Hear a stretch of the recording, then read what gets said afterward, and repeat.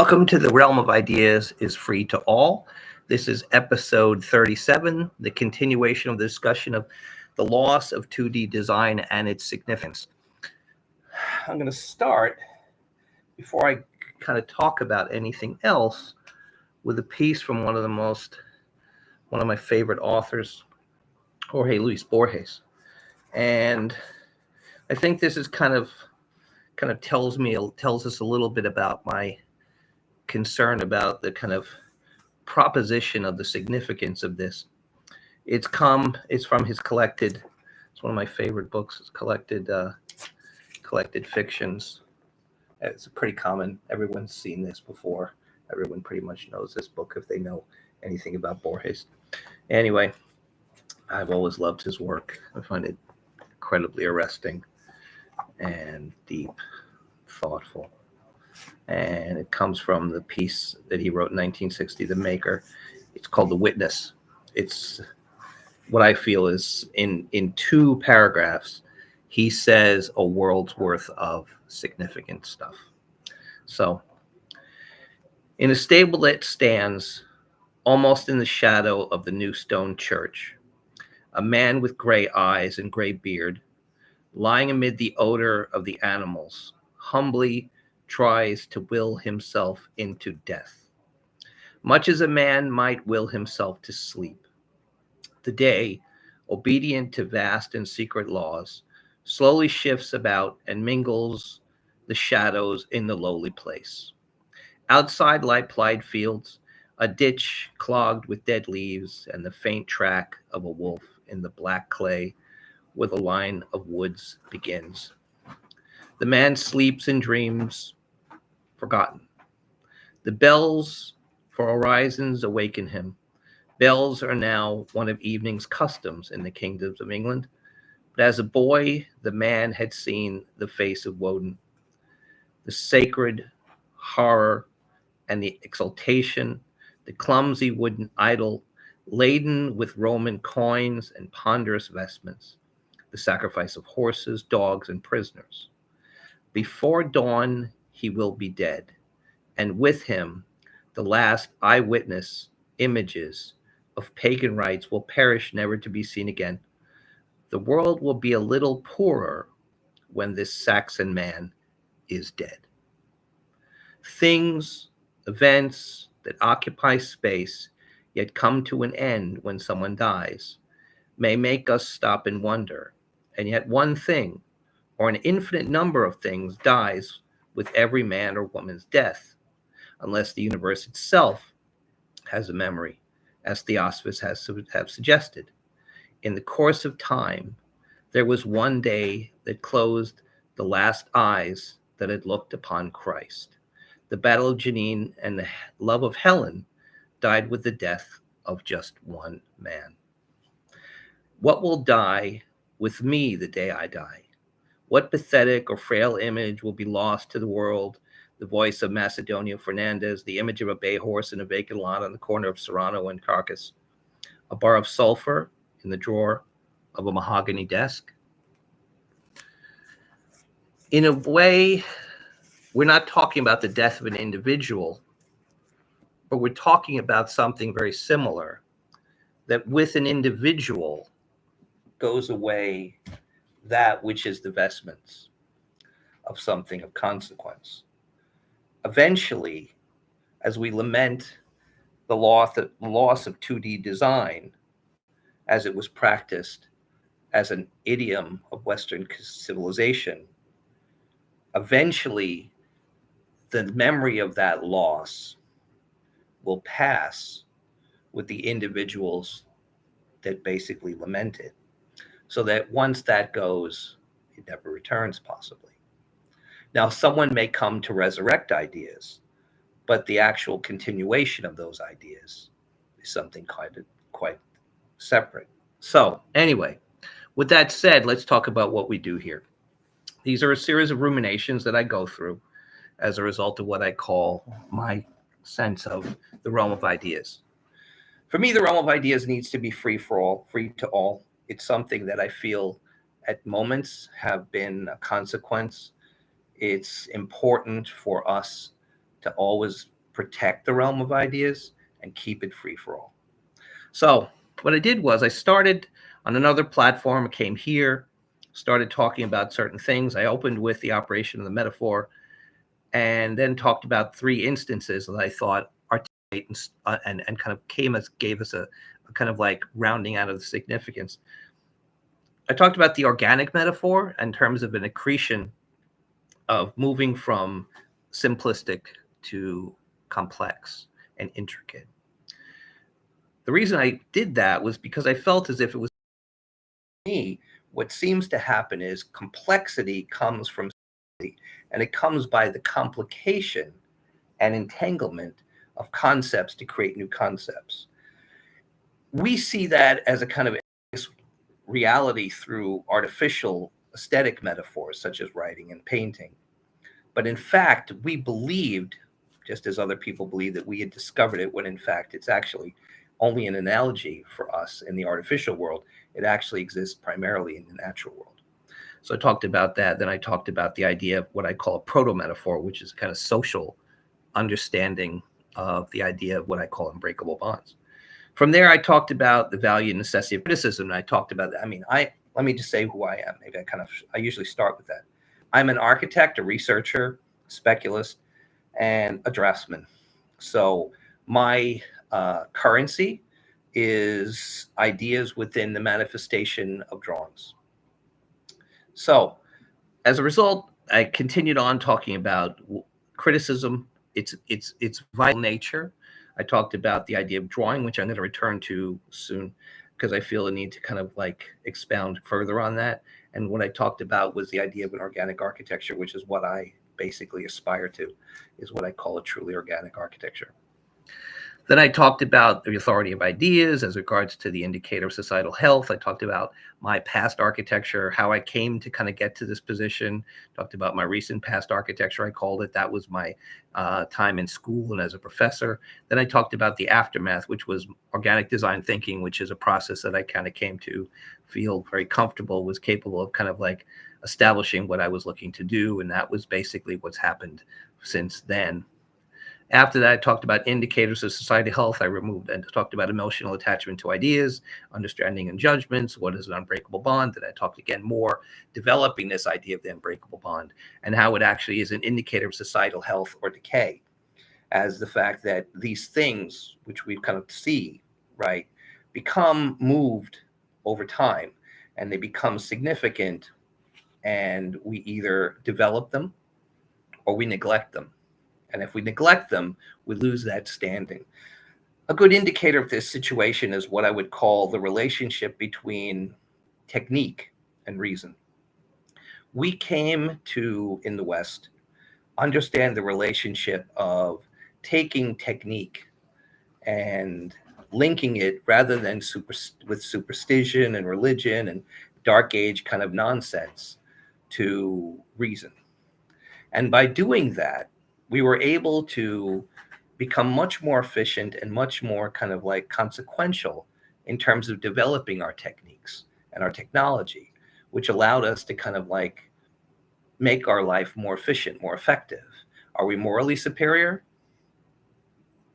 That's a question. We're intellectually superior. We're technologically superior. We have a greater degree of efficiency and efficacy and effectiveness in the way in which we conduct ourselves.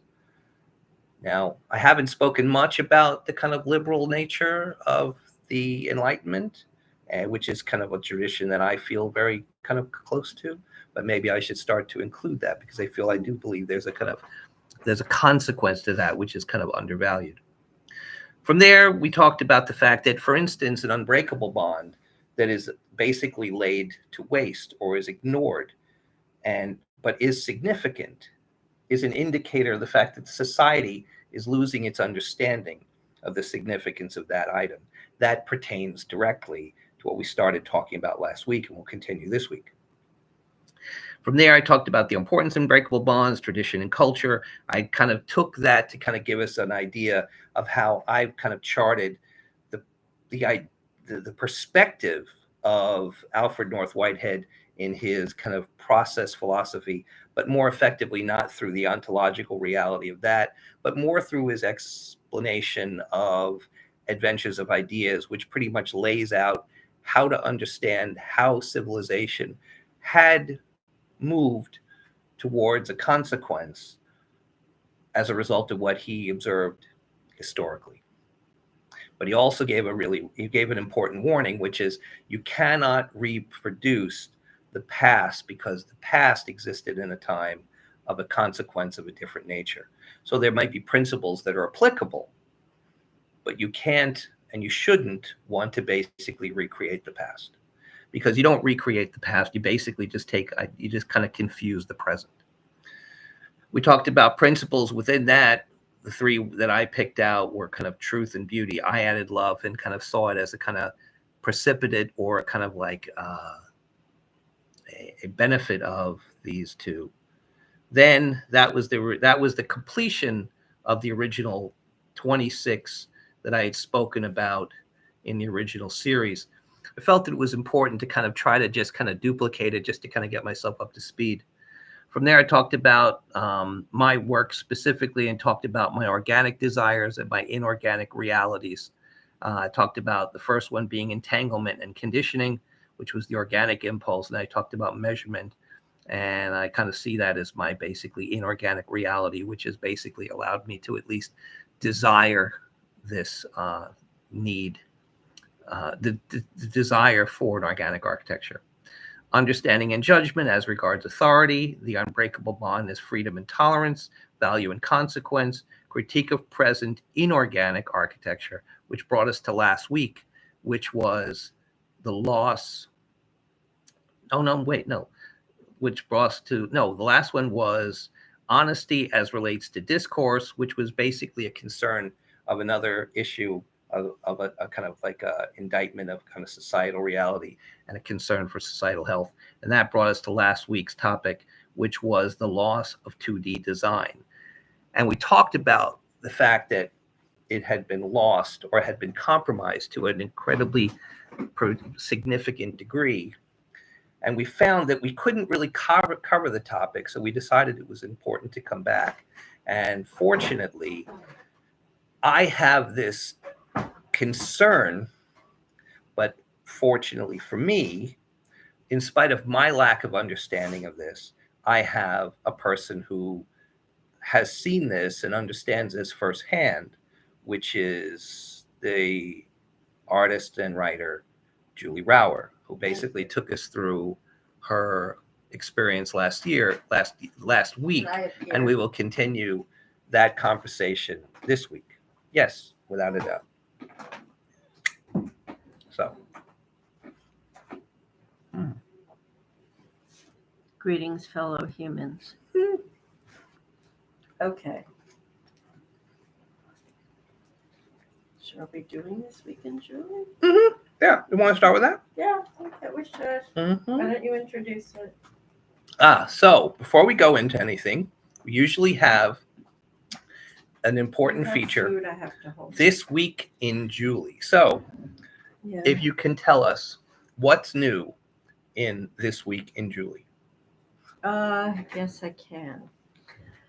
I completed a new drawing at the Met just earlier this evening.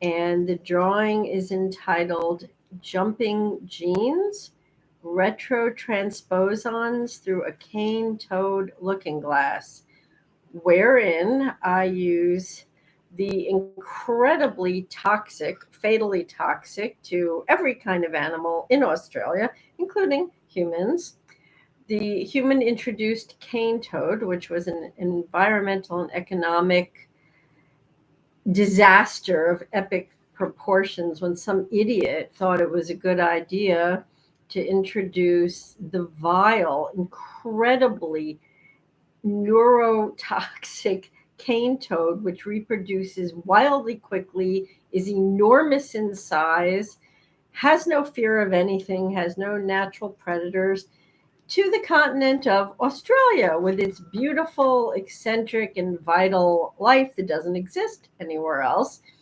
which attempted to eat the cane toad and animals, insects, plants died by the thousands. I mean, it sabotaged their food chain.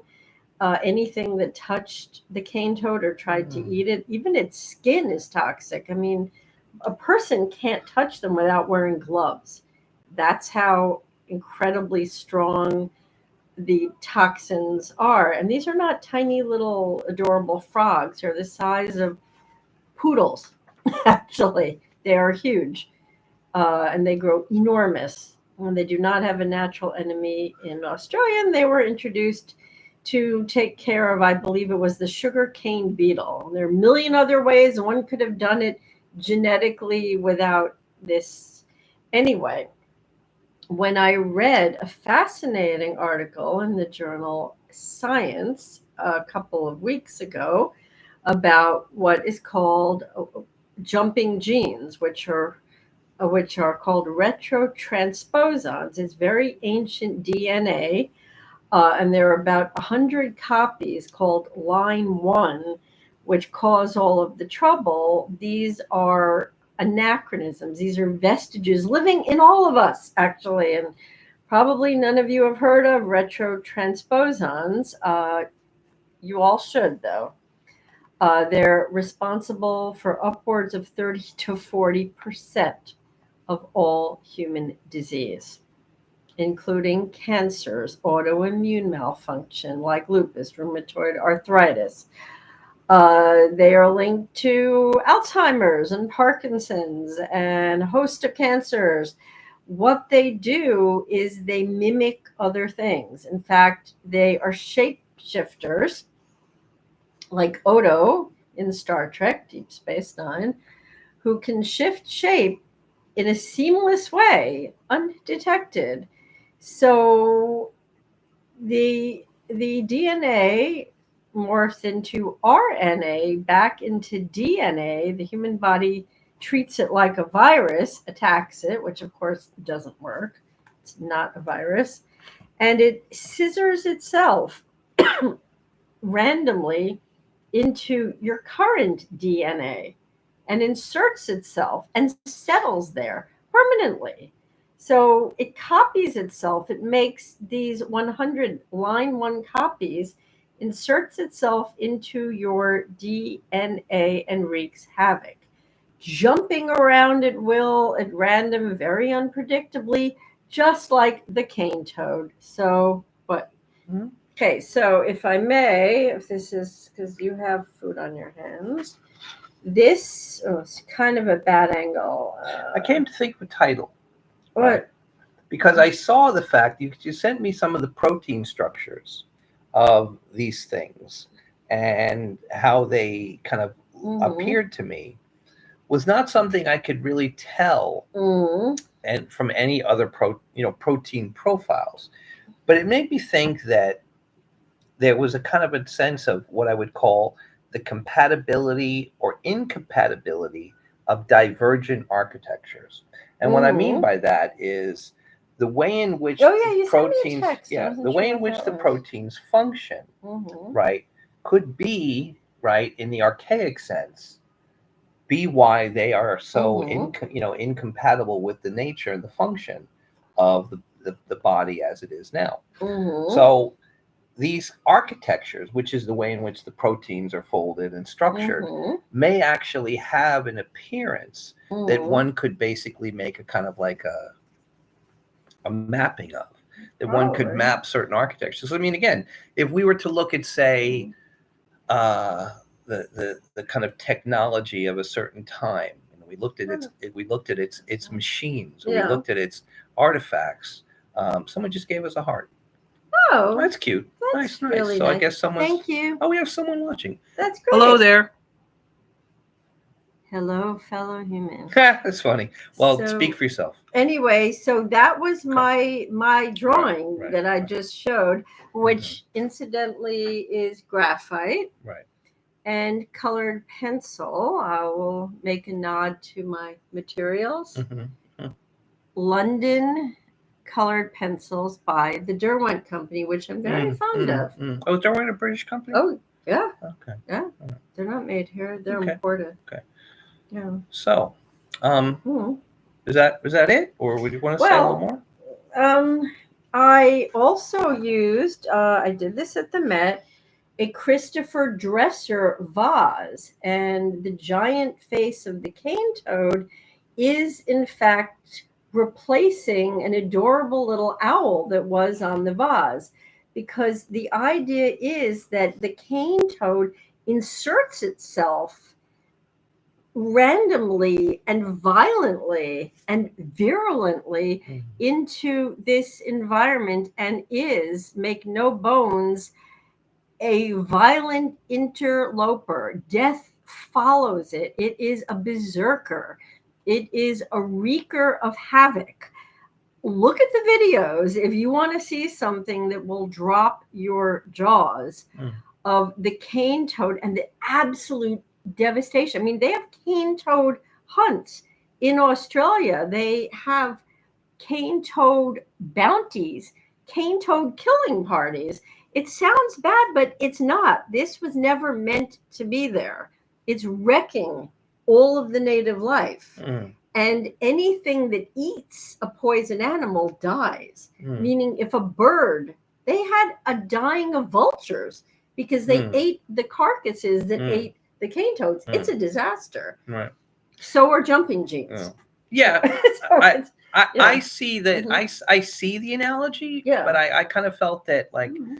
the archaic nature of the divergent architectures was more of something that was, I think, important. It's kind of like saying trying to plug your kind of like your VCR into your monitor today. You know what I mean? It's just not something that functions that way. But I kind of think that the idea of something that's introduced that's incompatible, right? Well, yeah. But I think this, we should look into this. I think there's something more sinister than just the idea of putting something into something and then seeing this domino effect of collapse. Well, it thrives there too, is the No, problem. but I'm saying too. like Yeah. exactly. But I'm saying the thing about the transposons is they don't thrive; they destroy each other.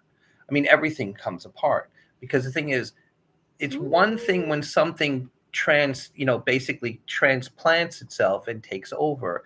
It's another thing. In fact, one of the things that happens is when a virus basically destroys the host, it kind of kills itself, which is against the kind of principle of its ability to survive. Is a good This point. is a good point. So, but I mean, again, the analogy is clear. It's actually very clean. But I think that there's an additional part of sinisterness with this idea of total collapse. So that even the transposon basically is just like this kind of self-destructive capacity, unbeknownst to itself. Remember the Food of the Gods? I love.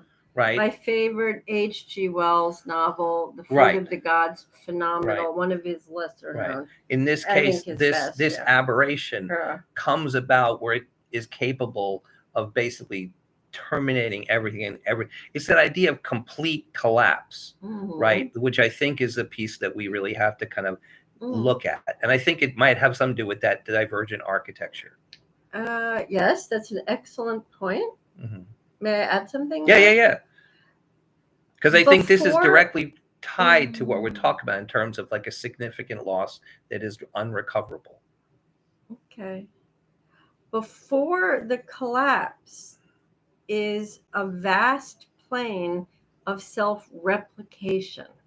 And this drawing exists in that time frame before the collapse. Maybe I probably wasn't that clear on this. There is a collapse, and I do agree with you that to kill the host makes no evolutionary sense. But here's the thing. These jumping genes do exactly that. They jump. They have survived every single host for 4B with a billion years. They have survived. They don't care. And this is an incredibly wild idea. They don't care if they kill the host. Right, but they have this kind of like they don't anomalous... need the host. They'll get another one. Yeah, but the thing is, if eventually they destroy all the hosts, that it's like, I mean, I think like the thing is for their survival is guaranteed, right?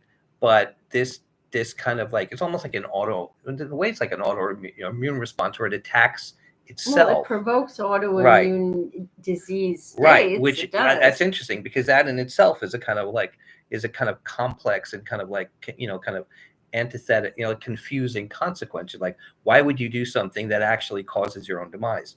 Which is Well, something that kind of seems like a very abiotic principle. It does. They, and I need to stress this, they self-replicate, but they don't self-replicate as DNA. They shapeshift, like I said, Mhm.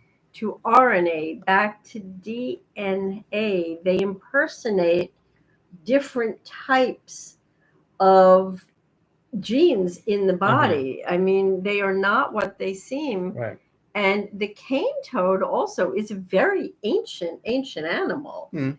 It has not changed for an incredibly long time. So it's extremely well adapted. I forget where it's originally from, not Australia, Mm. but it had natural checks and balances. It may be from here or Europe, but it's not from Australia. Yeah, the other thing I think that's also important Yeah. is that, like, one of the things that we've been And we speaking should about, probably get right, to our exactly, type. Yeah. is that when we look at the microbial bacterial kind of world as opposed to the kind of larger world, almost like there's a dichotomy in physics between the micro small and the magnanimous and the magnificently large, in terms of the fact that the two kind of basically networks don't really kind of overlap. In a way, it seems as if biology is kind of understanding the same thing. It says this gap between the incredibly small, which are more kind of network oriented with this kind of symbiogenesis related kind of network structure from people like the ideas of like Lynn Margulis, as opposed to this idea of a tree with branches and kind of like clades and legacies, and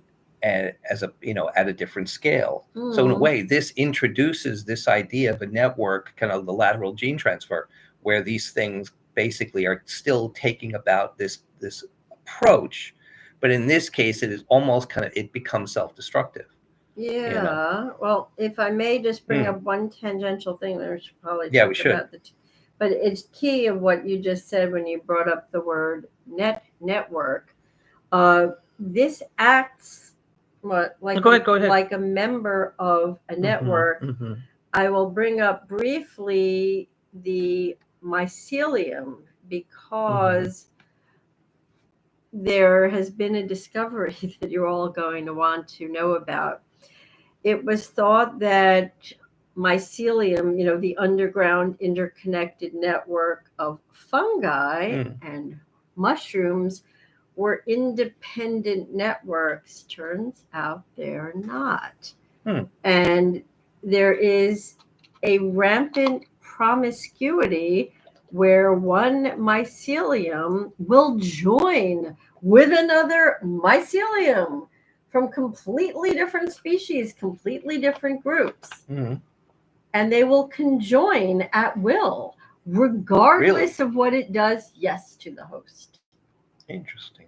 Yes. Anyway, we should get on to Yes, our 2D. exactly. So let me put my drawing. You want to recap for us from last week?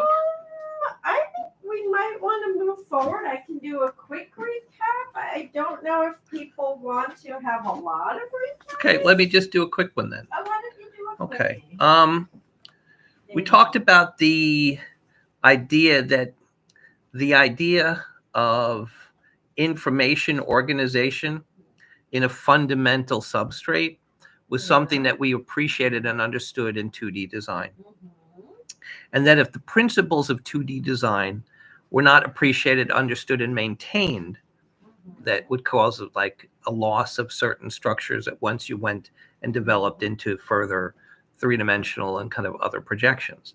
So if that there were certain things and so certain instruction that was valuable in the education of 2D design in terms of like composition, color, typography, that really was something that was fundamental.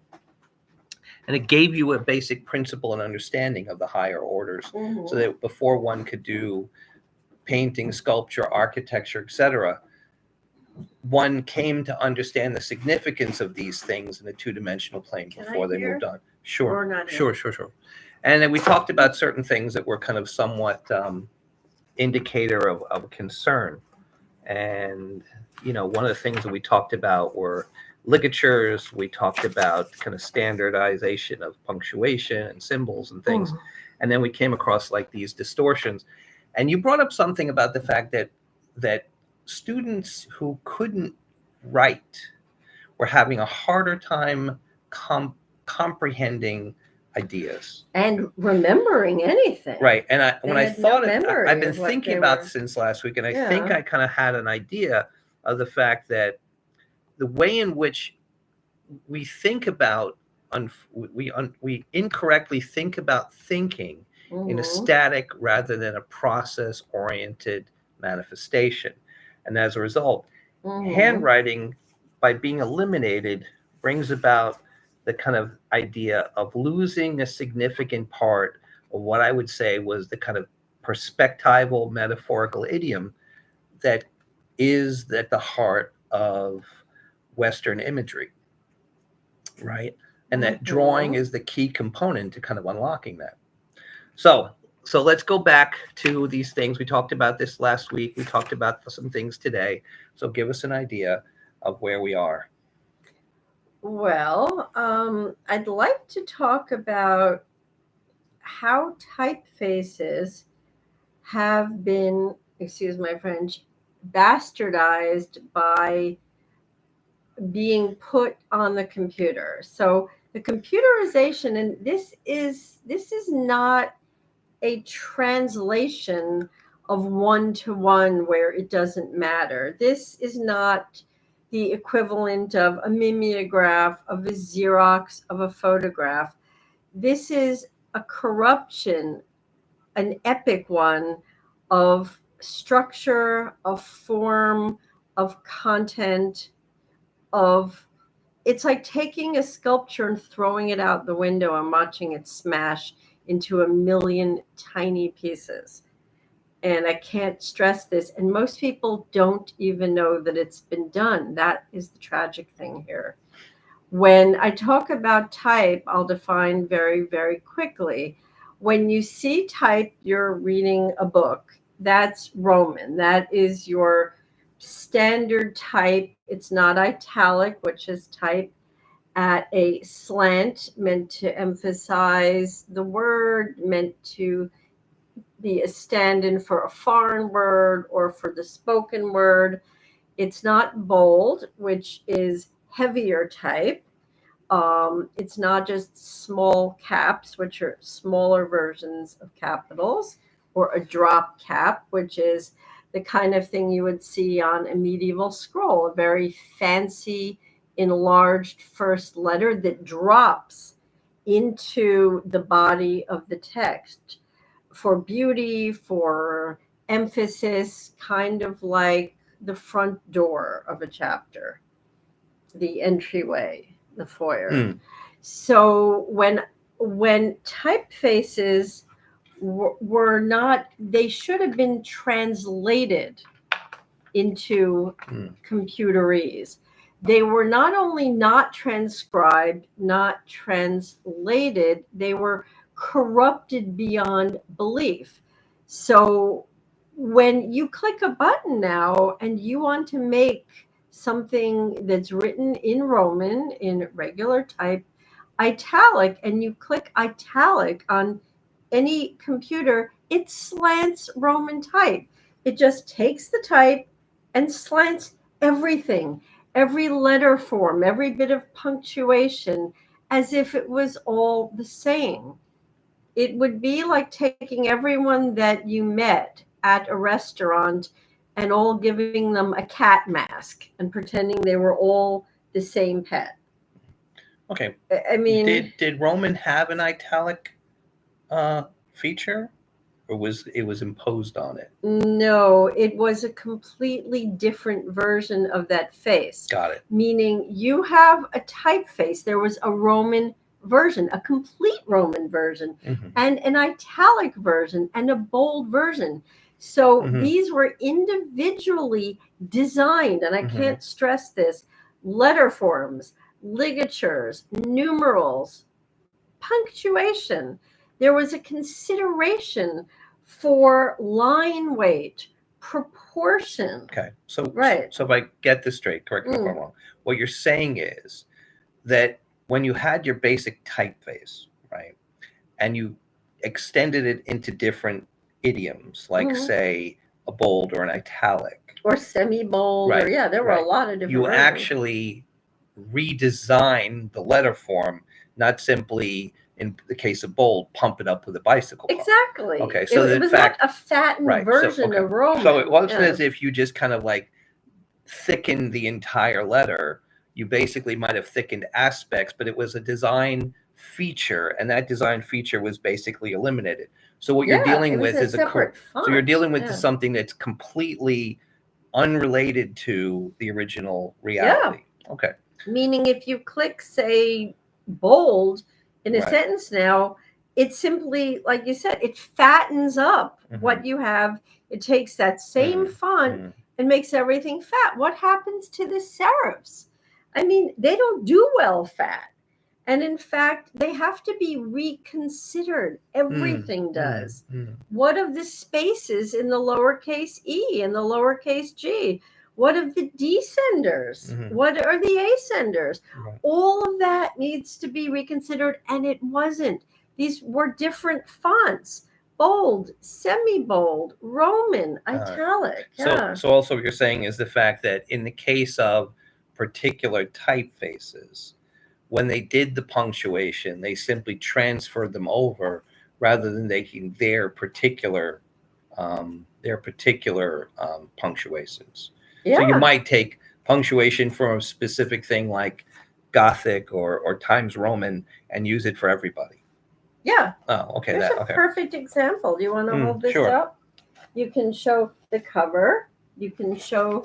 Okay, so this is a book that I designed many, many years ago when I was the senior graphic designer at a publishing company I won't name, a very famous art book company. I'm sure you can figure it out based on the title. You'll see in the text, this is on Tall Tale American postcards, which are wild and surreal, marvelous and incredibly collectible.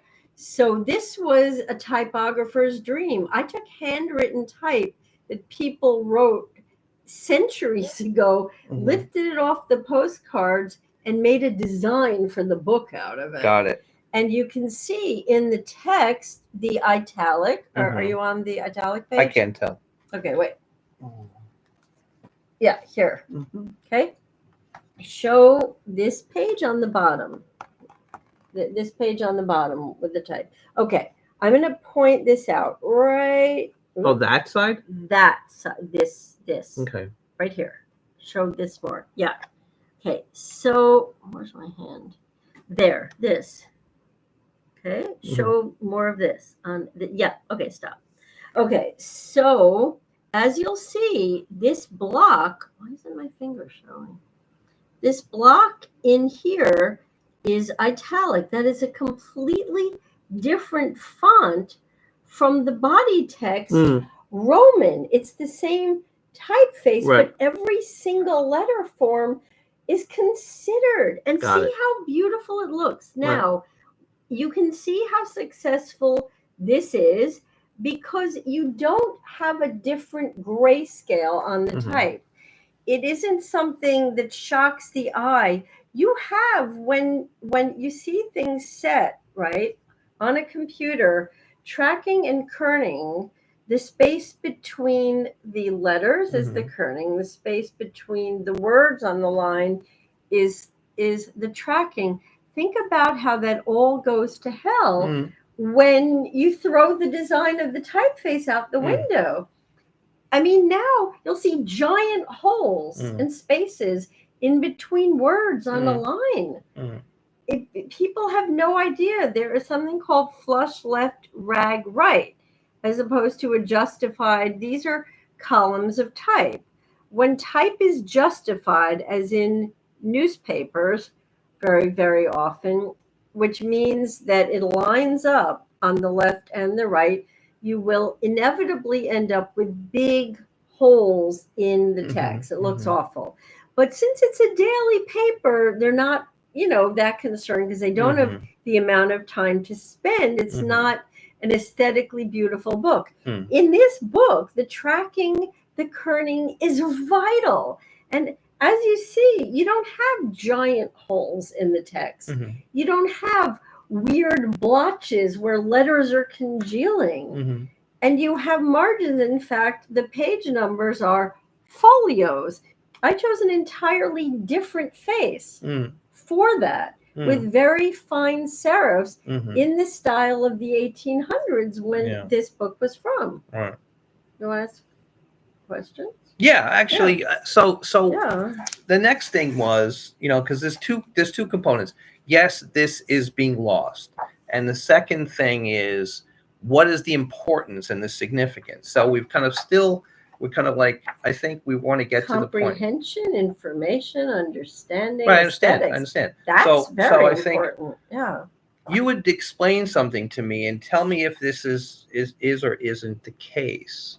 You had told me when we were talking about, because I have something I want to say, but you were talking about the idea of ligatures. Yes. And that, different ligatures profiles existed for each face.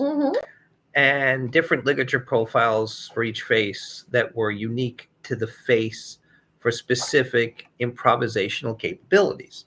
So in fact, right, you don't think of now when you kind of like use types and things like that, and you kind of just put these things out there, they lose that capability because they've been distorted. They're not recognizable to be able to be constructed improvisationally, given the existing ligature structure that has now been distorted. Yeah. Okay. So let's see if this makes sense. The distortion comes off as crude because we still possess a knowledge of the principles under which these types were created. And we know they are absent because the inherent structure did not follow from a logical basis of the principles by which they were originally created. Does that make sense? All right. So now in the case where I see, like, I love Art Nouveau. I love Art Nouveau type. I love Macintosh, and I love these kind of things. And I saw the fact that when they use these things, they use them almost as if they were drawing. And there were certain combinations of ligatures. Let me explain what I mean by ligatures. Were basically the conjoining of words, correct? Of letters, not words. Right, conjoining of letters.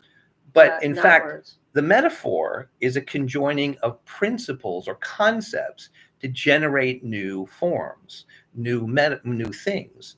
In a way, the ligature gave rise by conjoining or entanglement, right, which is my favorite word, to constructions that were new and unforeseeable. Maybe I should explain what they are. Yeah, I do want to see that. So a ligature in typography is when two letters hit each other. What do you do? Now, the idea is to prevent weird crashes. It's like two cars crashing.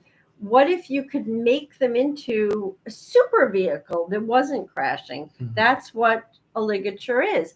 It is to avoid a tangle of weird structural forms that don't work, to maintain and preserve the beauty and readability of the text. For example, FF. There are many words that have two F's. What do? You have F's, but the crossbar, which is the line across the F or the line across the E. This is another book I designed, which is The Eccentric Teapot, which is out of print, sadly.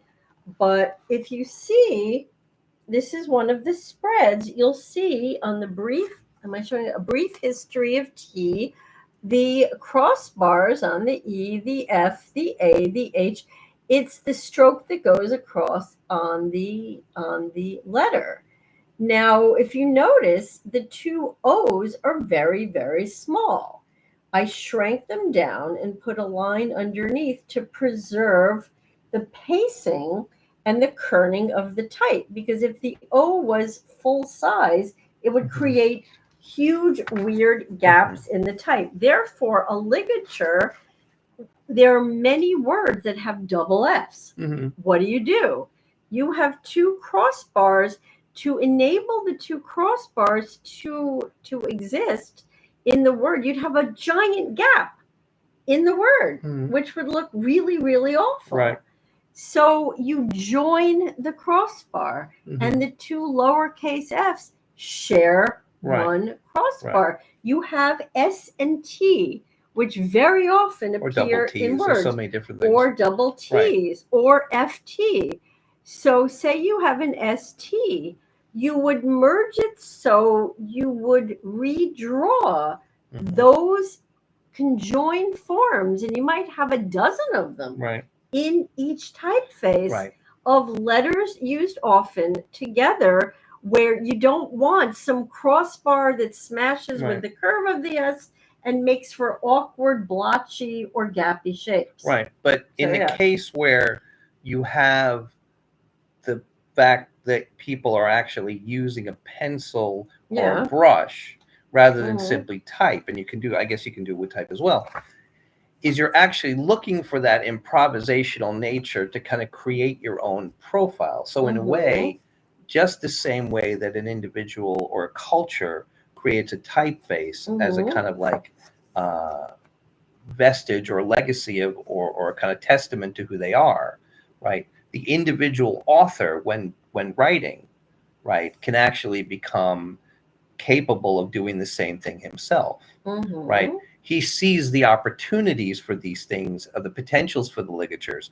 So in a way, he's not, we don't see it so much because we don't write anymore. We type. And sometimes we don't even do that because we just talk and it's transcribed for us. That's even a bigger problem. So the thing is, the ability to understand how to create these ligatures as an independent entity, these conjoined figures, is basically is a primal drawing. It's a kind of primitive state of drawing that we're actually taking these figures and we're taking these conjoined figures and making new figures.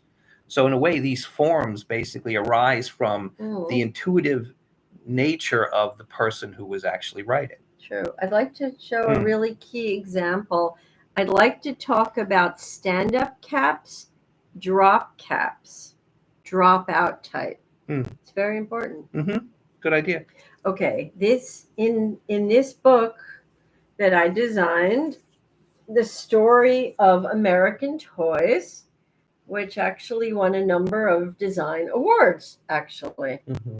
Okay, this was a particularly challenging book because the author of this book was a very old man from the Ozarks, I think, who came in with his collection of photos of toys and old labels, old game boards that filled a room.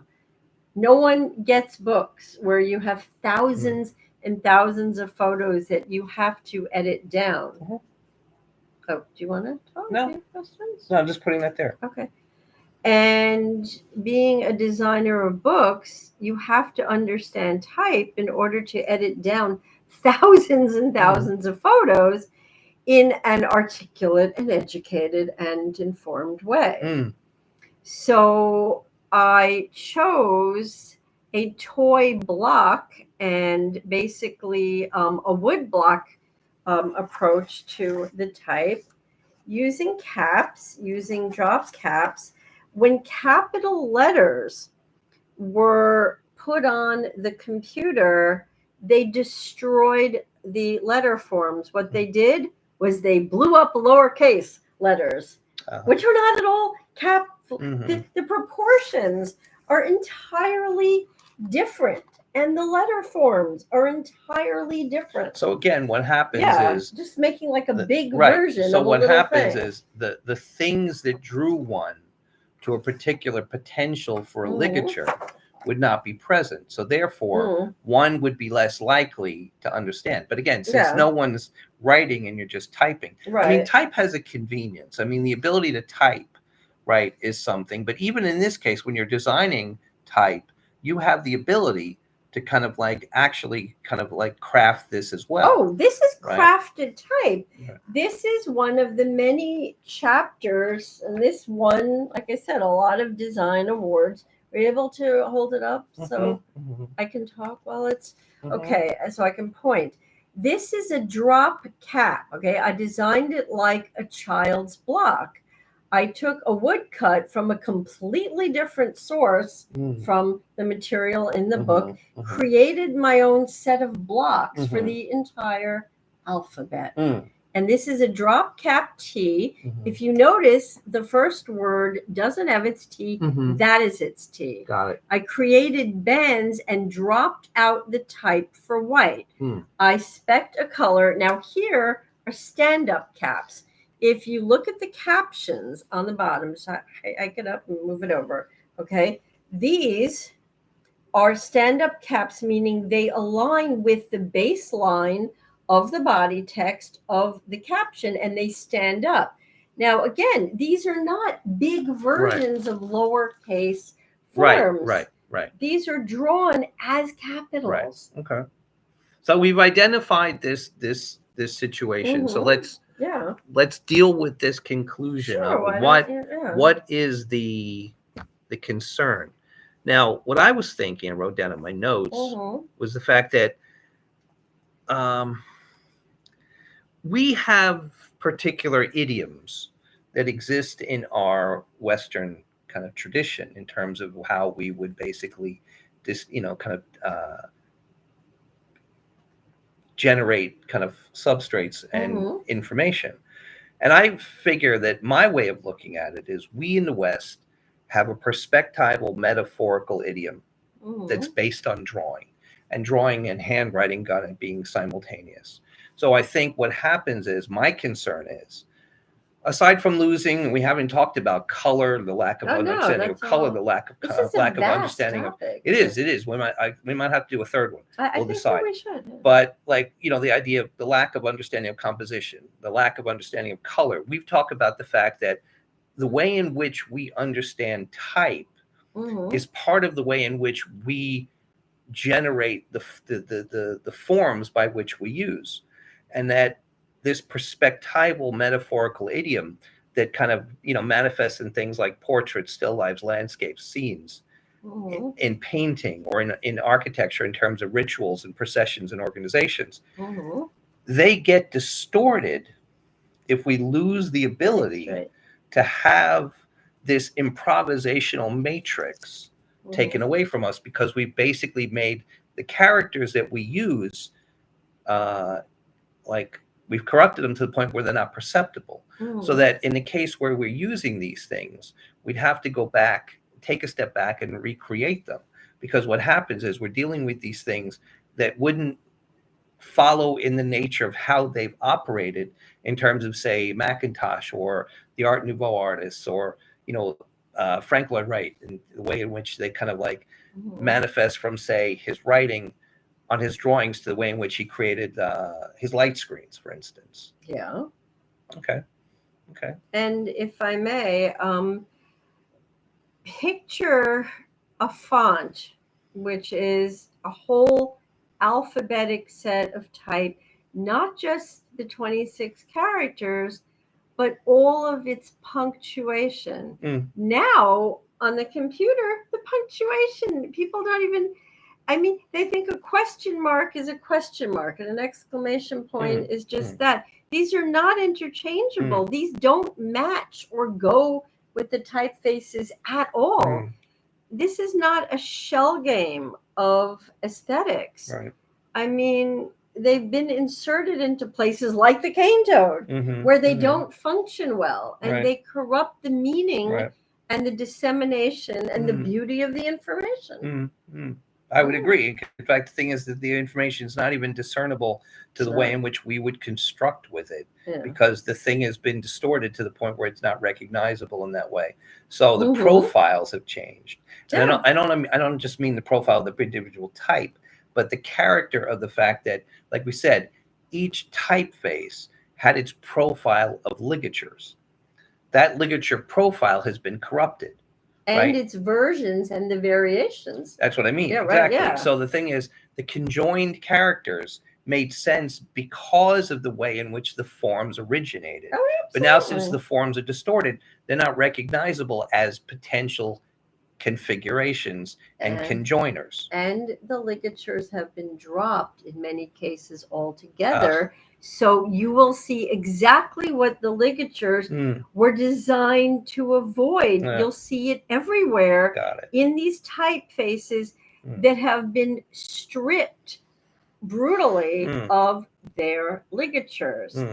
Is clashing forms that butt up against each other, giant gaps and chasms, forms where something impales another part of the letter. I mean, it's a violent incursion into comprehension. It's almost as if the transposons have kind of reemerged. Kind of, yeah. But anyway, so I think we need to have a final kind of like recap of everything to kind of like give us. So we're going to do a third one, I think. That makes sense to me. So because we want to talk about composition, we want to talk about color, and give some examples. I mean, but do you want to do it next week, or do you want to come back after we talk about some other things to give us time?